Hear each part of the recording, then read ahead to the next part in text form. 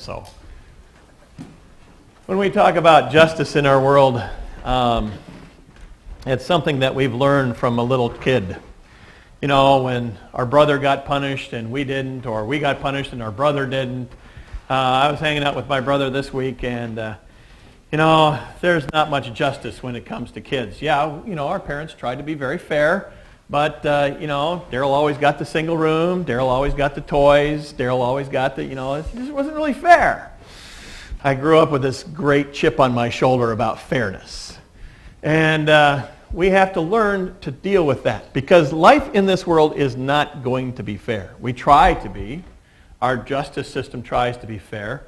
But, you know, oftentimes we've seen examples of fairness favoring the rich, fairness favoring the powerful.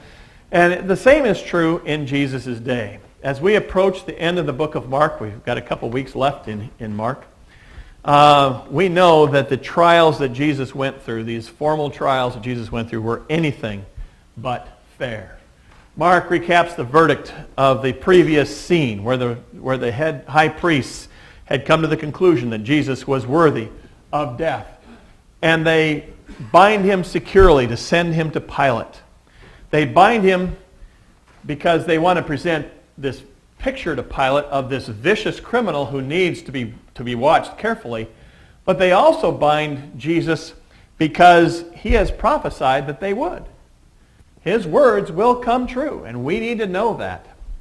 Even while they were spitting on him and persecuting him and saying, prophesy to us, we know that Jesus had already said these words.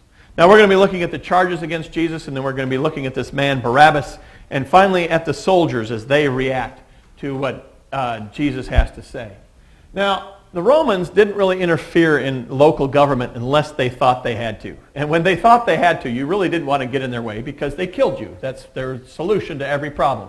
You know, if the problem, would just stomp on it. But they really didn't have the bureaucracy set up in all of these little local governments to have courts and to have trials. And so they usually let everybody else run it until it got to that final decision. And then when the final decision happened, then they stepped in and said, all right, present your case. And this is what happens. Local councils and magistrates ran this thing. It served, the justice system served the interests of those who had the power. You know, just like a lot of things in the world. And their system really did. We can hardly expect a fair verdict out of this group. Jesus can make no appeal to Caesar. You remember when Paul, who was a Roman citizen, he had certain rights. There was no legal code set up for people who were not Romans. But the Romans had certain rights and could appeal to Caesar. Jesus could appeal only to God. And that's really where we want our appeals to lie anyway. Now, the Roman prefect had the power of life and death, and so they brought Jesus to Pilate, who was this prefect. Sometimes in our Bibles, they use the word procurator, and that was a term that came into favor later on. But you know, the people that they were writing to would understand what the ruler was. No criminal code existed for Jews. But a Roman ruler would not necessarily interfere in a religious dispute. You know, they thought this was just internal. Why would the government want to interfere on whether or not we have communion once a month or once a week? You know, they really just didn't care. And so they were just going to leave that alone. But if he violated some Roman law, now then they would interfere. Blasphemy then would not suffice for Pilate. Blasphemy was a religious thing. He claimed to be God. Well, Rome really didn't care if you claimed to be God. Everybody claimed to be God back then. Not everybody, but you know, all the emperors did, and there were a lot of other people who would go around claiming to be God. Blasphemy would not suffice to kill Jesus. They had to have a political reason because Pilate would care less unless it was a safety and security. Is that a phrase some of you are familiar with? Safety and security of the institution kind of thing. That's the phrase they use out at the prison kind of thing. They really just didn't care.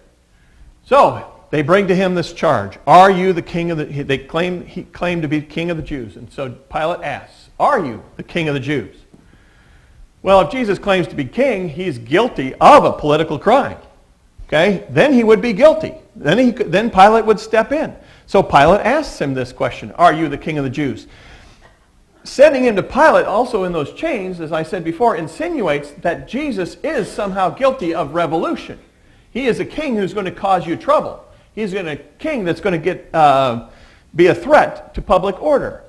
And Pilate suspects immediately, though, that these people are just jealous, that there is really no good reason for bringing Jesus to him, that it's just a religious question, and they are just mad at him for upsetting their theological order. Now, in their system, one of the few things we know about their system was that if a man chose to remain silent before his accusers, they would repeat the question 3 times. Are you the king of the Jews? Are you the king of the Jews? Are you the king of the Jews? Or something to that effect. To make sure that the man had understood the question, to make sure that he had processed all of this information, and to make sure that they had done their job. You know, it wasn't just something that, you could shunt off to the side. And so I'm sure that Pilate actually asked him this question 3 times, because Jesus only answered him once. And he chooses to answer the first time with a very confusing, kind of interesting statement that we really do not understand, and that Pilate didn't understand as well. And then he just decided to shut up at all. I mean, totally. He didn't say anything after that. Literally, what Jesus answered him was one word. And we can't translate it into one word in our language, but it's "you say." Now, you say the truth, you say the false, so you say. It's almost like Jesus is saying, whatever. He may be agreeing with Pilate. He may not be agreeing with Pilate. He might be saying, yes, I am the king. It's just like you say. Or, that's what you say, but I don't say that. And Pilate was stuck. He was amazed that Jesus wasn't answering him, because he needed an answer to get Jesus off. He couldn't just ignore such a serious charge in a person if the person didn't say something. And all it would have taken was Jesus to say, I am not the kind of king that you're looking at. I'm not the kind of king that you need to be afraid of right now, because I'm here to die. And Pilate may have let him go, but he cannot do anything because Jesus is not answering his question.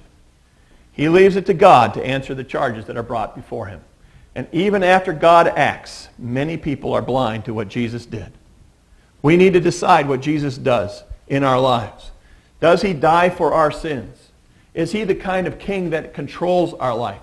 Or is he just a guy who got in the way of the political machine there in the first century? Well, the story goes on to talk about a man named Barabbas. Barabbas was a political prisoner. Barabbas had upset the political order.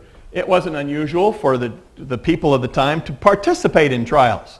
It wasn't just held up in a courtroom somewhere and everybody was gabbling, for order. This is more like Congress the other day. People